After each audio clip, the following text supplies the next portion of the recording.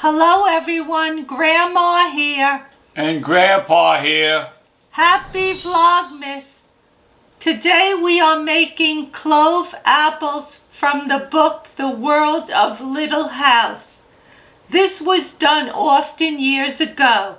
This was the air freshener of that time. This is the book, The World of Little House, and I'm going to read you the page that has about the clove apple. Ma's clove apple. Aunt Elijah had brought Ma a large red apple stuck full of cloves. How good it smelled, and it would not spoil, for so many cloves would keep it sound and sweet. Aunt Elijah was Ma's sister, and her husband, Uncle Peter, was Pa's brother. They lived about 12 miles away in the big woods, and they came to celebrate Christmas at the little house. Aunt Elijah gave Ma a clove apple as a Christmas gift. To make a clove apple, you will need 1 large red apple, very firm, a half a cup whole cloves, toothpick. Press the sharp point of each clove into the apple. Push it in until only the head of the clove shows. You may need a toothpick to help you get started. Continue until the whole apple is covered with cloves. You can make some designs on the apple with the cloves. To display your apple, place it on a dish or in a bowl out of direct sunlight. You can also make clove oranges and clove lemons the same way you make clove apples. And this is what Grandpa and I will be making. Now what you'll need is the whole cloves, and these are whole cloves, and they have an end that we'll put into the apple until we just see the point of the cloves. And you have a toothpick here if you want to start to make the hole.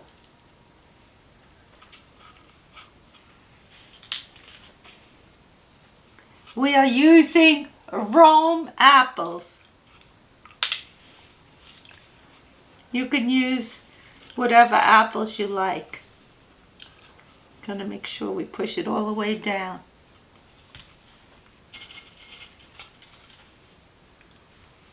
We'll take our time.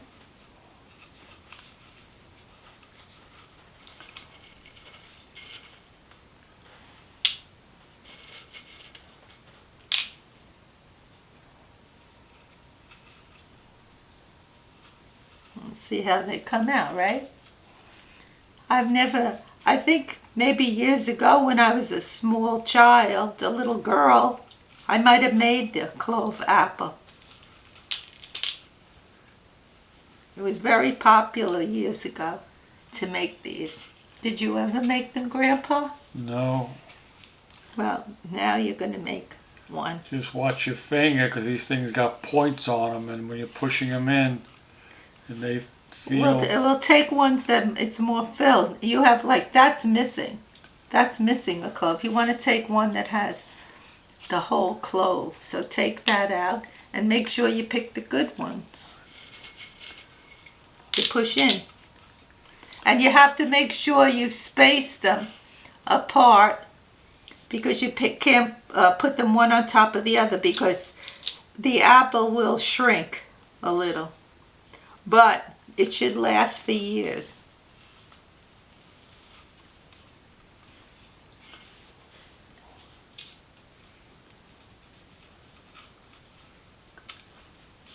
Well, this apple is really easy to push it in. It's not hard at all.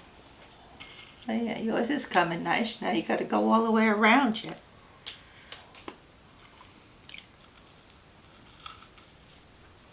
Well, that's no good.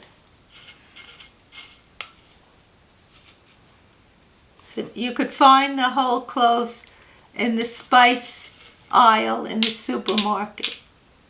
But not every grocery store carries them. You might have to try a few grocery stores. Well, we had luck the first grocery store we tried. That's true. We lucked out. I'm spacing mine about half an inch apart, or 5/8 of an inch apart. So there's a space between them. You don't want to make it too close. No, they're not too close. Well, the kids would enjoy doing this project because it's very easy.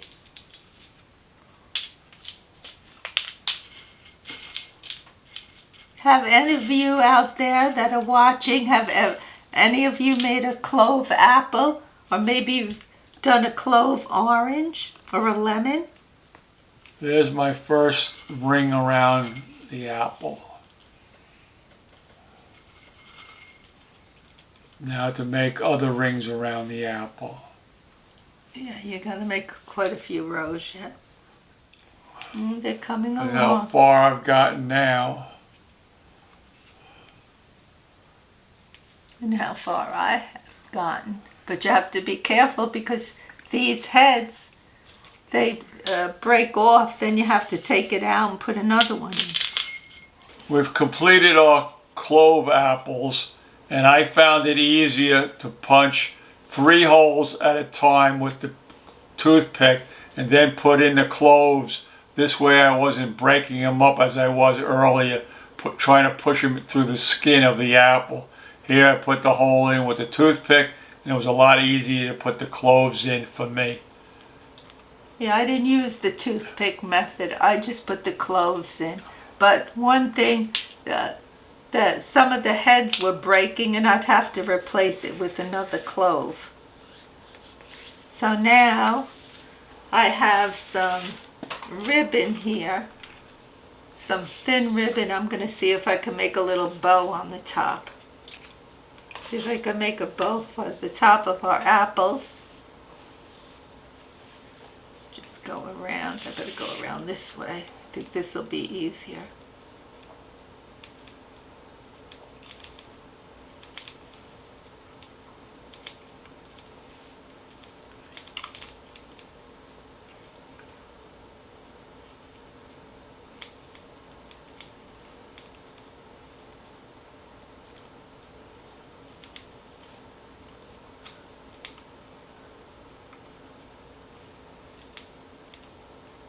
And there's our little bow for the top. I'll just cut this off a little bit.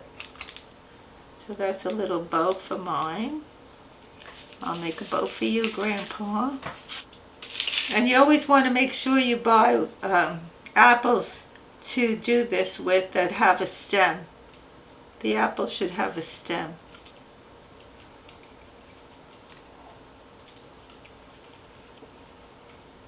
And now they say we would put the apple on a plate like this. We'll put them on a Christmas plate. And then you can leave them out, but you can't put them in direct sunlight. And here are our clove apples. They look nice. Yeah, it's a fun project, and they don't have to be perfect. And they smell nice. They have a nice aroma. People would put either ribbon or a string, and then they would hang them up and have like an air freshener that would be hanging from wherever they wanted to hang it, or you could have it on a plate